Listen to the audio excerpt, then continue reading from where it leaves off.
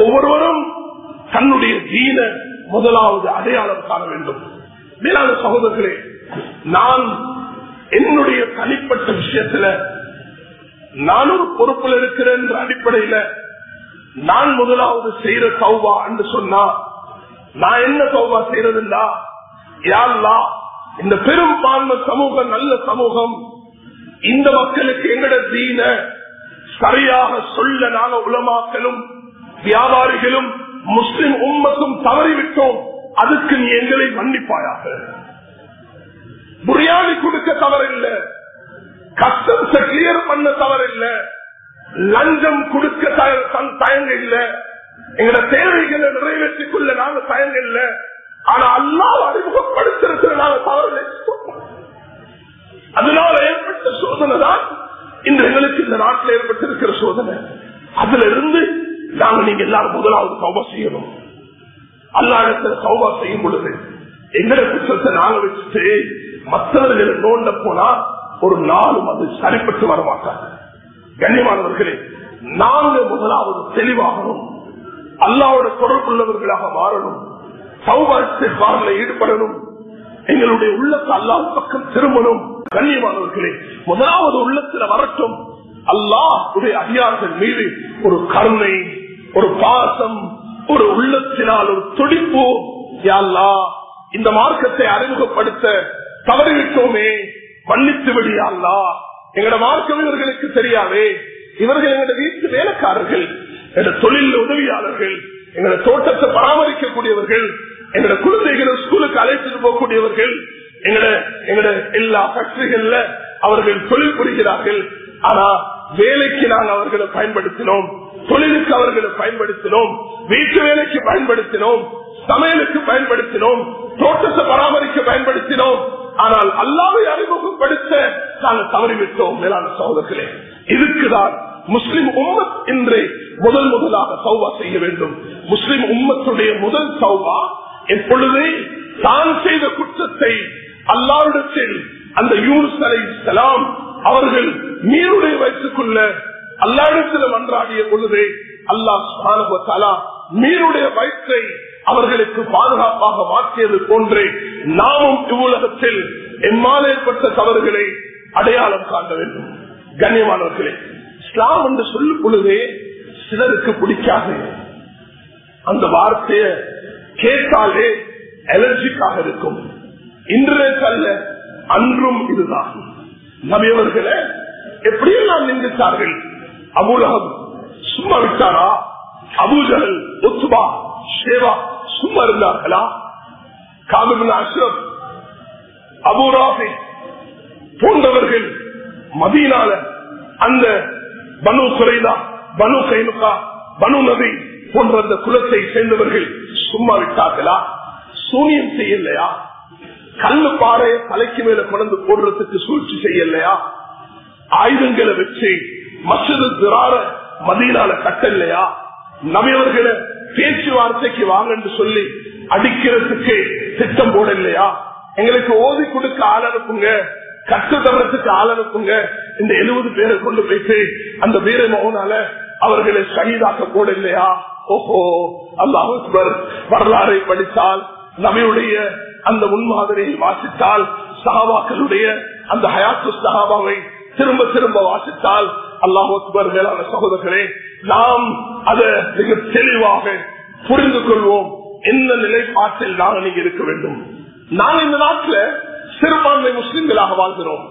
எங்களுடைய எண்ணிக்கை 10% என்று வச்சுக்கொண்டா ஒரு 20 லட்சம் முஸ்லிம்கள். நாங்கள் 90 லட்சம் பிற சமூகத்துக்கு மத்தியில வாழ்கிறோம்.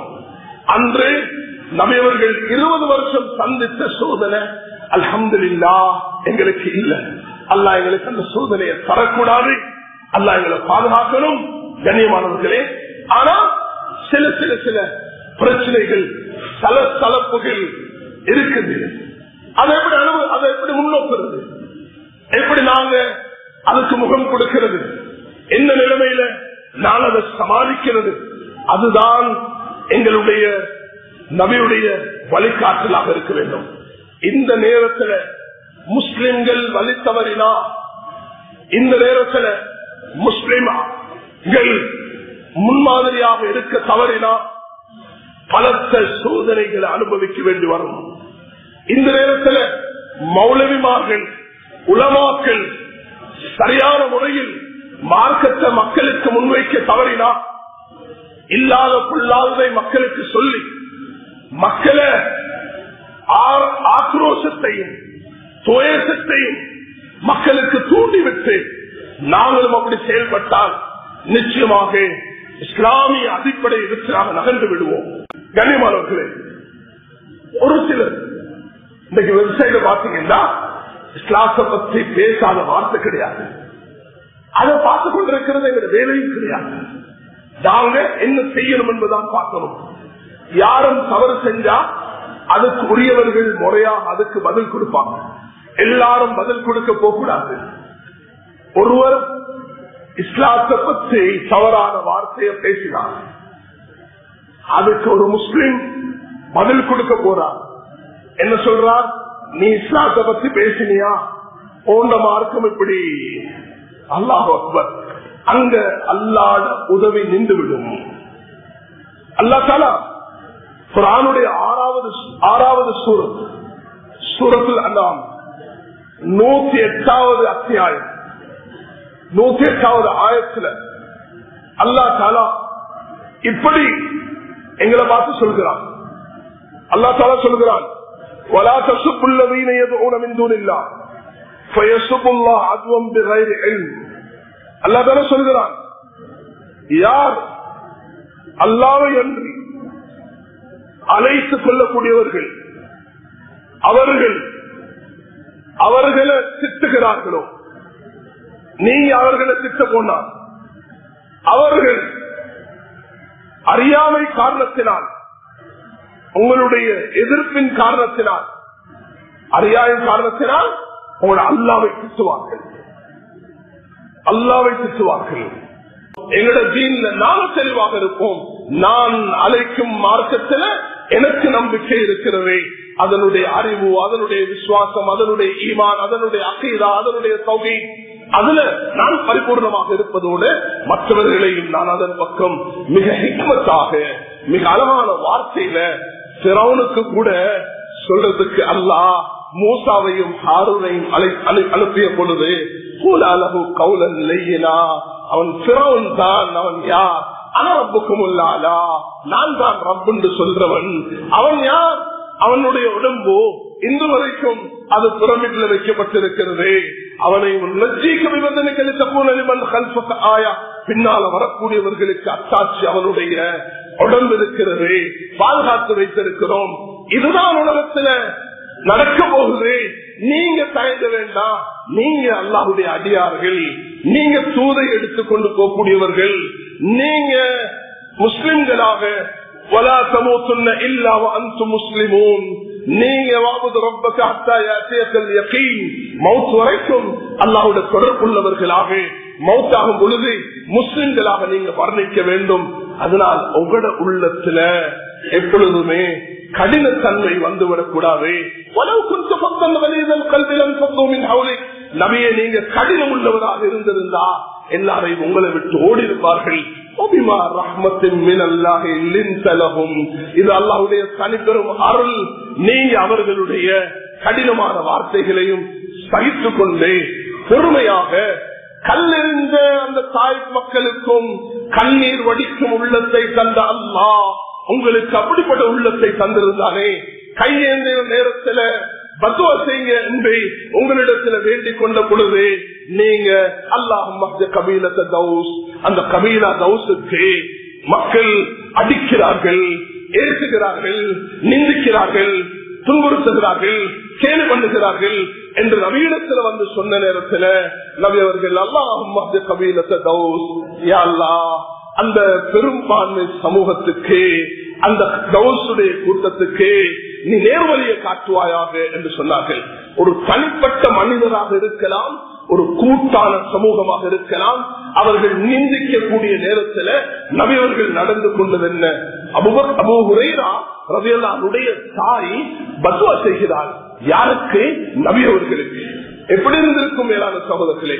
நபியவர்கள் மதீனால இருக்க தாயையும் மதீனாவுக்கு அழைத்து கொண்டு வந்த அபூ ஹுரைரா அவர்கள் நபியிடத்துல வந்து யா ரசூலல்லாஹ் அழுகிறார்கள். யா ரசூலல்லாஹ் என்ன செய்வேன், அல்லாஹ்வுடைய கட்டளையா, தாயுடைய அன்பா, தாயையும் பார்க்கணும், என்னுடைய ரப்பையும் பார்க்கணும், என்னுடைய நபியையும் பார்க்கணும். தாயோ உங்களை திட்டுகிறா, மார்க்கத்தை திட்டுறா, நான் என்ன செய்யலாம்? அல்லாஹும்ம அபீ ஹுரைரா, யா அல்லாஹ் அபூ ஹுரைராவோட தாய்க்கு நீ ஹிதாயத்தை கொடு என்று ரசூல் ஸல்லல்லாஹு அலைஹி வஸல்லம் உள்ளத்தால் கேட்ட துஆ. அந்த உமர் கத்தாப் ரலியல்லாஹு அவர்களையும் எனக்கு பிறகு ஒரு நபி இருந்தால் அது உமராக இருக்கும் என்று மாற்றக்கூடிய அளவுக்கு அந்த துஆ பலித்தது அல்லவா? அபூ ஹுரைராவுடைய தாய்க்கும் அதே துஆ தான் நபி அவர்கள் செய்தார்கள்.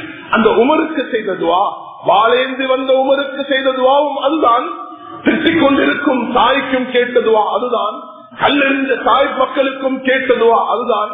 நபி அவர்களுடைய உள்ளம் அப்படிப்பட்ட உள்ளமாகத்தான் இருந்தது. அது மிருதுவானது, அது மிக மிக மக்களோட அனுசரிக்கக்கூடியது, மக்களுக்கு கருணை காட்டக்கூடியது. அல்லாஹ் அப்படிப்பட்ட ஒரு நபியதான் எமக்கு நபியாக தந்திருக்கிறான். அவர்களுடைய வாழ்க்கையில எமக்கு முன்மாதிரி இருக்கிறது, வழிகாட்டல் இருக்கிறது. அதை எடுத்து நடக்கும் பொழுது நிச்சயமாக நாங்கள் வெற்றியின் பக்கம் போவோம். ஒரே அடிக்கு வரமாட்டாது. ஃபிரௌனுக்கு அல்லாஹ் சோதனை கொடுத்தான், பல சந்தர்ப்பத்தில் கொடுத்தான். அல்லாஹ் ஹிதாயத்துக்குள்ள அவகாசத்தை கொடுத்துதான் அல்லாஹ் ஒவ்வொருவரையும் கண்டிக்கிறார். மேலான சகோதரர்களே, எங்கட உள்ளத்துல முதலாவது சண்டனை பத்வா அதெல்லாம் மார்க்கத்தில் இருக்குதானே, அதற்கு என்ன ஒரு சைடாக பேசுறாருங்க என்று விளங்காதீங்க. இதுதான் மார்க்கத்துடைய அடிப்படை. முதலாவது எங்கட உள்ளத்துல வர வேண்டும். மேலான சகோதரர்களே, அந்த கருணை உள்ளம் எங்கட உள்ளத்துல வரணும். அந்த அந்த துடிப்பு நபியவர்களிடத்தில் இருந்த துடிப்பு இருக்க வேண்டும். சமீபத்தில் ஒரு சிலர் குர்ஆனை பற்றி நிந்திக்கக்கூடிய வார்த்தைகளை பேசியிருக்கிறார்கள். ஆத்திரப்பட வேண்டாம், நிதானத்தை கடைபிடிங்கள். யாரும் வாலிபர்கள், தயவு செய்து வாலிபர்கள், நாங்க ஜிஹாதுக்கு தயார், நாங்க அதுக்கு தயார், இதுக்கு தயார், இந்த பேஸ்புக்ல அதுல இதுல வேண்டாம். நல்லதுகளை பேசுங்க வாலிபர்களே. இஸ்லாம் தந்திருக்கக்கூடிய நல்ல பண்புகள் உங்களுக்கு ஒன்றுமே இல்லாது மஸ்ஜிதில் இருக்கக்கூடிய இந்த முன்தகப் ஹதீஸ்ல முஸ்லிம்களோடு நடந்து கொள்ள வேண்டிய சில பண்புகளை அந்த குர்ஆனுடைய நபியுடைய ஹதீஸ்கள் ரியாதுஸ் ஸாலிஹீன்ல சொல்லப்பட்டிருக்கக்கூடிய இதோ இந்த மஸ்ஜித் ஒரு சிறப்பு பாக்கியத்தை பெற்றிருக்கிறது. 28,000 ஹதீஸ ஒரு வருஷத்துல 100 உலமாக்கள் இருந்து 6-7 உலமாக்களால் கற்பிக்கப்படக்கூடிய ஒரே மஸ்ஜித் இலங்கையில இந்த மஸ்ஜித் தான். அல்லாஹ் இந்த மஸ்ஜிதுக்கு அப்படிப்பட்ட ஒரு சூழலை தந்திருக்கிறார். சஹீஹ் புகாரி, முஸ்லிம், திர்மிஸி, நஸாயி, இப்னு மாஜா, அபூ தாவூத் போன்ற கிரந்தங்கள் இங்கு தினமும் வாசிக்கப்பட்டு உலமாக்கள் மௌலைமார்களுக்கு பாடம் நடத்தி கொண்டிருக்கிறார்கள். அப்படிப்பட்ட ஒரு சூழல் இருக்கக்கூடிய நாங்க ஒரு நாளும் தன்னிச்சையாக செயல்படக்கூடாது. அல்லாஹ்வின் பக்கம் திரும்புங்க. அவங்க ஏசினாங்க, குர்ஆன் சொல்லுது, வலா தஸ்தவில் ஹஸனத்து வல ஸய்யிஅ இத்ஃபா பில்லதி அஹ்ஸன். நலவும் தீமையும் சமமாக மாட்டாது. அவன் தீங்கு செய்யறானா, நீங்க நலவு செய்யுங்க. அல்லாஹ்வுடைய குர்ஆன் எங்களுக்கு நலவு செய்ய சொல்கிறது.